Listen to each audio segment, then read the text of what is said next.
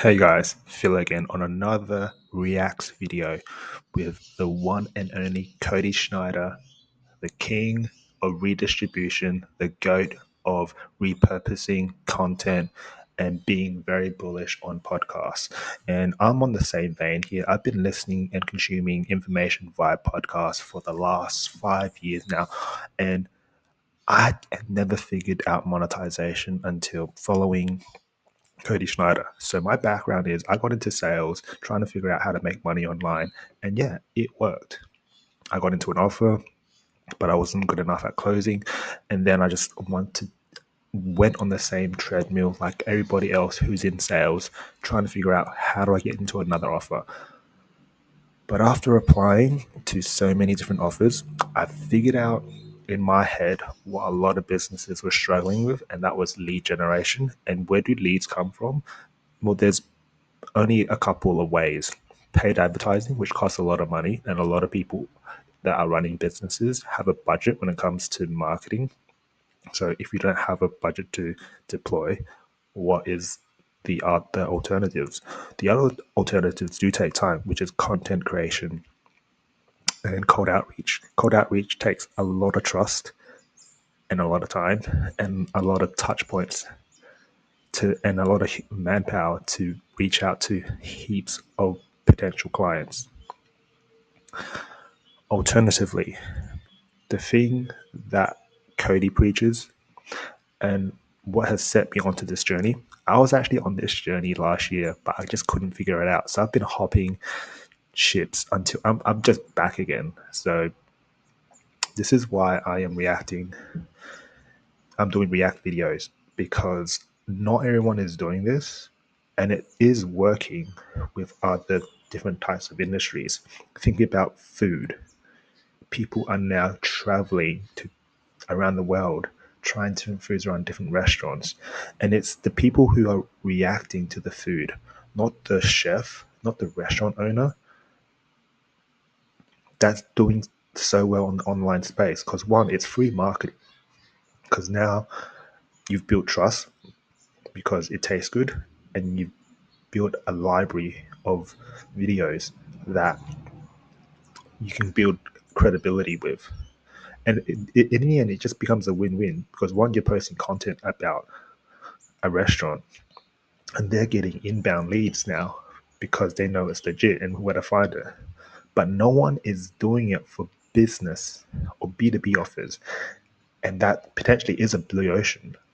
I say potentially because no one's doing it yet, and I'm the only one doing it.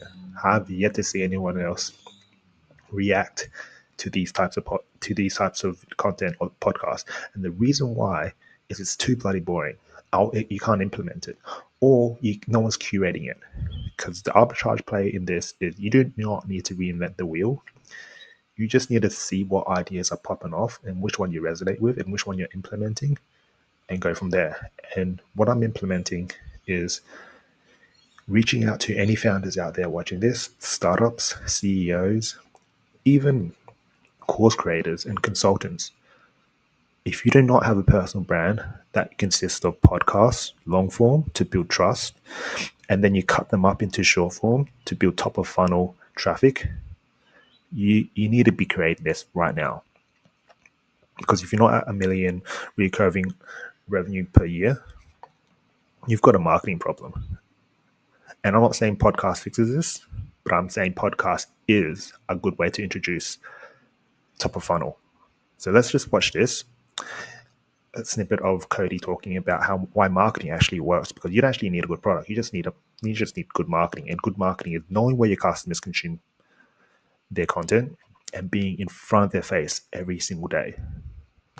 We got 120.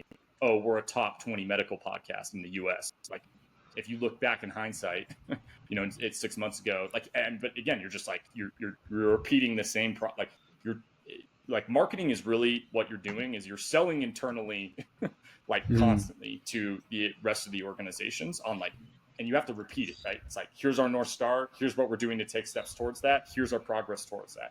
Okay. And then every week you're just reiterating those goals, talking about the adjustments that you're making along the way. But that's actually how. So that's pretty much marketing in a nutshell. You find something you can do forever And for me, it's daily content. Everyone can do this. Everyone can. If you're a consumer, you can become a curator. All you need to do is go on your phone, find what resonates with you, and then you just talk about it. You do not need to be creative with this. You just need to give your take.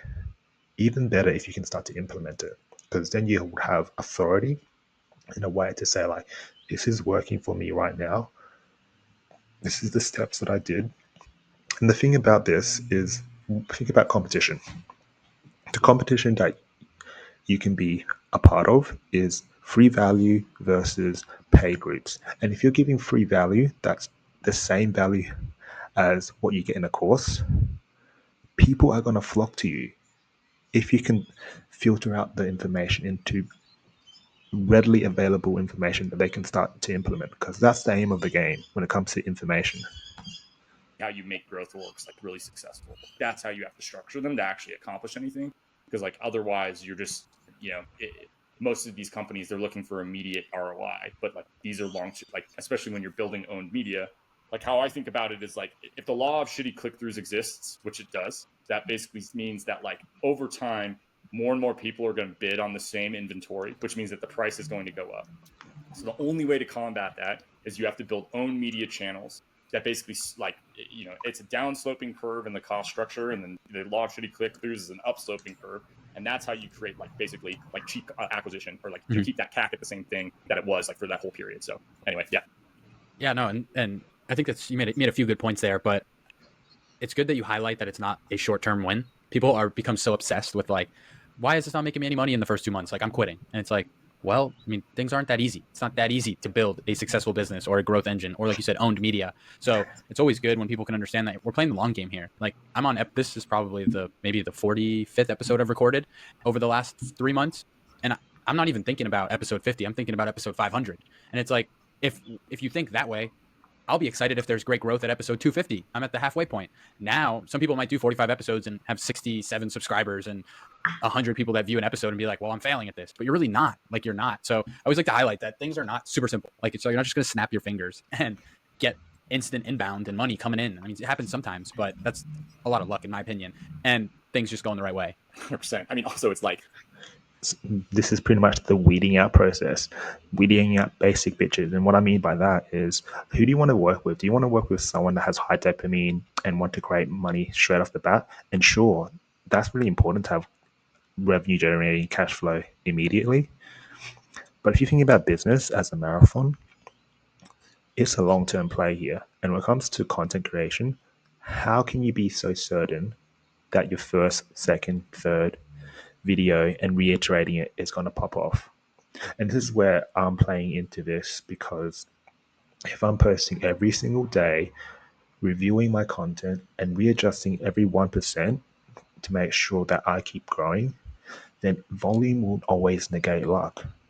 And that's when it comes to layering what is better to proliferate your attention and your views. the faster things grow, the faster they can fail. Like I've seen it time and time again. Like typically curves that go really quickly up and to the right also go really quickly down to the right, right? It's like a flash in the hand. And so like that is a huge component of this, and something that I don't think is talked about. Like I personally, like I would rather have like a curve that looks something like it's compounding growth 20% month over month, right? Like that's still incredibly aggressive, but that's way more reasonable than like, oh, we grew, 100, or 100% month over month for the last 12 months. Like you're breaking the laws of business physics at that point. Like it takes an incredible founder to be able to manage that growth and do it successfully. Because like what that typically turns into like is like, okay, cool. Like we went from 2 employees to 4 employees to 8 employees to 16 employees to 32 employees. Really quickly, you can't know everybody in your organization. And I've seen this happen so many times where like this breakdown, you can't run the org in the same way. It's like you need this amount of employees, but you just like don't even know like as a founder how to function. And so anyway, personally, especially when you're doing self-funded stuff, it's like slow, consistent. Honestly, it's boring. Like if you actually saw if somebody actually saw my day-to-day, they'd be like, that is the most boring thing ever, right? Like in reality.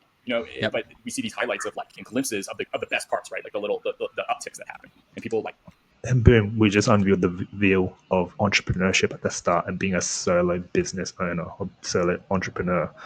It's boring stuff, depressing, grim stuff, because you're on cold calls pitching your offer and you're getting rejections. Mainly, there's 2 reasons. One, they don't trust you, which is a fear component, and 2, they have no money. We're into 2024 now. We're not in an economy where there's cash sloshing around. people don't have money. So it's up to you to provide the value.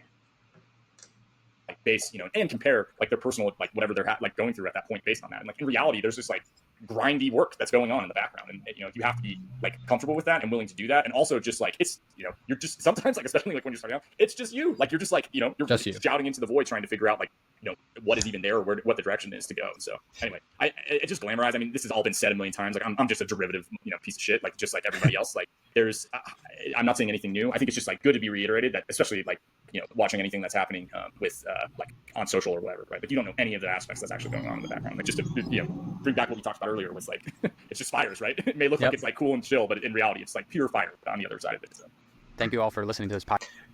Yeah, so essentially that's pretty much how business works. And for me to come to this realization, from sales to marketing, if you're starting out and you're trying to refine your offer, or you're trying to build better product, have a think about who you're targeting, and are you actually getting to people's attention, and where's your ideal customer consuming content from? Because if you're making videos and they're not consuming content on YouTube, then where else are they? Is it online? This is the most important thing when it comes to marketing. Where are your customers? If you can figure that out, that's pretty much halfway of the battle. So we'll do one more clip, and then we'll see what Cody has to say. like a great example of that is like NetSuite, right? Like it's like an email service, like for it's an ESP for like enterprise. It's the worst software that's like ever been built. Like full stop. I've like had to use it like In this spiel here, he was talking about why product isn't a priority. Sure, when you get better and you get to a level where you're at 10 million ARR, you can focus on refining the product. But people don't even know you. Like, I'm a nobody on LinkedIn and YouTube. So it's my job to put myself in front of people to make sure that, hey, get your marketing sorted with podcasting, short form for top of funnel attention, and attract the leads. Because without a personal brand or organic traffic, every single thing that you're doing, especially if you're an agency, it becomes transactional. If you're a coach or a consultant, you're recording everything, you just turn that into content. when I was like in a another life working at a B2B marketing agency, like our clients used it. And like that that software is a multi-million-dollar company. It employs thousands of people, and it won because it had better distribution, right? And also there's like right place, right time, and all this stuff. But I don't know. I just see like so many. It's hilarious. Like I actually don't consider myself like an indie hacker or or even a bootstrapper. It's like we are self-funded. Like we have capital. Like like we are deploying our own money basically to grow these companies. Like based off of like all of this portfolio of assets that we own, and et cetera, et cetera. And Cody speaks to a lot of people that are just self-funded and just they're like 9 to 5ers, like you and me. I've dropped my hours down to part-time just to put more time and energy into making this work, because this to me seems way more worthwhile.